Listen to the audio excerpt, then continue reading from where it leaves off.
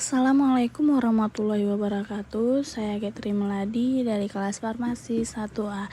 Ingin memaparkan materi tentang sistem respirasi atau sistem pernapasan pada manusia. Apa sih pengertian sistem pernapasan pada manusia? Pernapasan atau bisa disebut juga dengan respirasi yang dapat didefinisikan sebagai sebuah proses pengambilan oksigen dan pelepasan karbohidrat dan penggunaan energi yang ada dalam tubuh. Ketika manusia bernapas, berarti sedang terjadi proses masuknya oksigen ke dalam tubuh dan pelepasan karbon dioksida keluar tubuh. Pertukaran antara oksigen dan karbon dioksida terjadi di dalam darah manusia. Manusia yang memiliki pernapasan normal ditandai dengan bernapas sebanyak 12-20 kali dalam 1 menit. Dalam pernapasan, umumnya manusia membutuhkan 300 liter oksigen dalam sehari. Jika seseorang tersebut sedang mengerjakan pekerjaan berat seperti olahraga, makan, kebutuhan oksigennya menjadi bertambah berkali-kali lipat. Jumlah oksigen yang diambil ini tergantung dari jenis aktivitas yang dilakukan, ukuran tubuh, dan jenis makanan yang dikonsumsi. Selanjutnya, fungsi sistem pernapasan manusia. Organ-organ pernapasan manusia memiliki fungsi untuk memasukkan udara yang mengandung oksigen dan mengeluarkan dalam senyawa karbon dioksida dan uap air.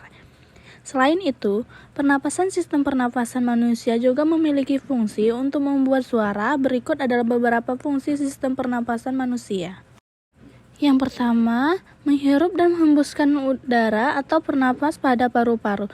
Udara dihirup melalui rongga hidung dan mulut, selanjutnya akan bergerak melalui faring, laring, dan trankea, lalu menuju ke paru-paru. Selanjutnya udara akan dihembuskan keluar dan mengalir melalui jalur yang sama. Ketika sedang menghirup udara, diafragma dan tulang rusuk terangkat. Saat volume paru-paru meningkat, tekanan udara turun dan udara masuk. Saat menghembuskan napas, otot-otot menjadi rileks, paru-paru menjadi lebih kecil, udara dikeluarkan. Yang kedua, pertukaran gas antara paru-paru dan aliran darah.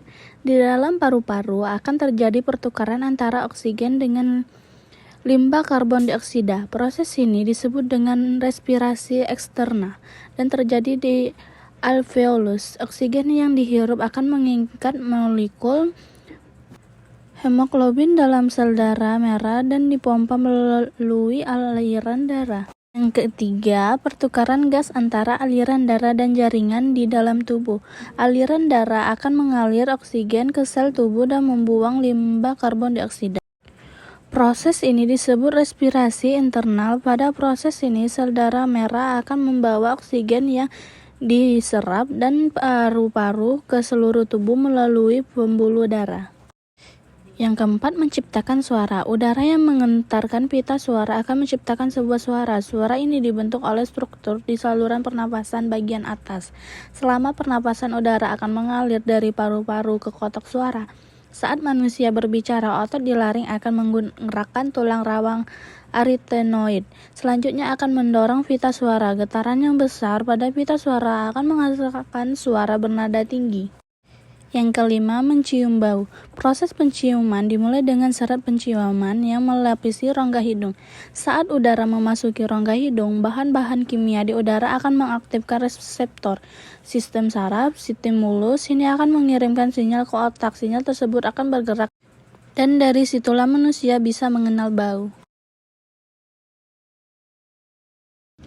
Fungsi utama dari pangkal tenggorokan adalah sebagai tempat keluarnya masuk udara dan juga tempat menghasilkan suara. Di situlah jantung terbentuk yang disusun oleh beberapa tulang rawan. Pangkal tenggorokan. Di dalam pangkal tenggorokan juga terdapat katup. Ketika manusia sering menelan makanan, katup pada pangkal tenggorokan akan menutup dan akan terbuka jika manusia sedang bernapas. Selanjutnya, proses pernapasan manusia. Manusia memiliki dua mekanisme pernapasan, ada pernapasan dada dan juga pernapasan perut. Lalu bagaimanakah perbedaan keduanya? Berikut adalah penjelasan mekanisme pernapasan manusia. Yang pertama, pernapasan dada. Ketika kita bernapas menggunakan dada, otot yang berperan adalah otot-otot sekitar tulang rusuk. Otot-otot ini dibagi menjadi dua, yaitu otot tulang rusuk luar dan tulang rusuk dalam. Otot tulang rusuk luar memiliki peran untuk mengangkat tulang-tulang rusuk, sedangkan otot tulang rusuk dalam memiliki fungsi untuk menurunkan tulang rusuk ke posisi normal. Selanjutnya, pernapasan perut. Pernapasan dada atau disebut juga dengan pernapasan diafragma adalah pernapasan yang menggunakan diafragma dan otot dinding di rongga perut. Otot diafragma akan berkontraksi dan posisinya menjadi datar. Hal ini menyebabkan volume rongga dada menjadi bertambah besar dan tekanan udara menjadi kecil. Karena tekanan udara yang rendah, paru-paru akan mengembang. Saat itulah terjadi masuknya udara ke paru-paru atau proses menghirup udaranya. Cara memelihara organ pernapasan: yang pertama, hindari merokok, yang kedua, berolahraga, 3, hindari paparan polusi, 4, menghindari infeksi. Itulah yang dapat saya paparkan atau jelaskan. Jika banyak kekurangan, saya mohon maaf.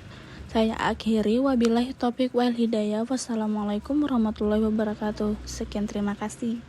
Bye.